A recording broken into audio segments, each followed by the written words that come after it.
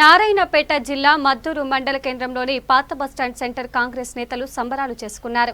Malkajgiri MP Yanamala Revanth Reddy Telangana PCC అధ్యక్షుడిగా నియమితులవడంతో కాంగ్రెస్ శ్రేణుల్లో నూతనోత్సాహం నెలకొంది. సంతోషంతో బాణాసంచా కాలుస్తూ స్వీట్లు పంచిపెట్టారు. ఈ కార్యక్రమంలో ZPTC Raghupathi Reddy, MPP Vijayalakshmi, Sanjeev Kumar, vice MPP Venkata Reddy తదితరులు పాల్గొన్నారు.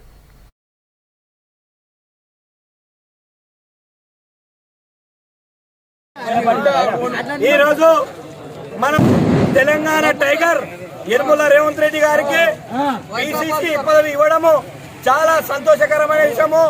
ఇక రాబోయే రోజుల్లో కేసీఆర్ ని గద్దె దింపడమే లక్ష్యంగా మన రేవంత్ రెడ్డి గారు మున్ముందు కార్యాచరణ చేస్తారు.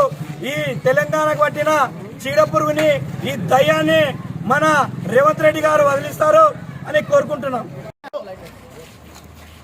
యనుమల రేవంత్ రెడ్డి గారికి పీసీసీ పదవి ఇచ్చినందుకు మా కాంగ్రెస్ పార్టీ వాళ్ళకి అందరికీ మేము కృతజ్ఞతలు తెలియజేస్తా ఉన్నాము. ఖచ్చితంగా తెలంగాణ టైగర్ రేవంత్ అన్న గారు నెక్స్ట్ ముఖ్యమంత్రి అవుతాడు. ఈ రోజు ఉన్నోళ్లకు, ఈ రోజు అధికారంలో ఉన్నోళ్ళు అంతా ఉచ్చలు వేయాలని చెప్పేసి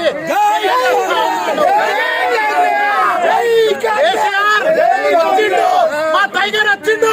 ఈ సంగతి ఎంత చూస్తాడు, చూసి జాగ్రత్త ఉండు బిడ్డ.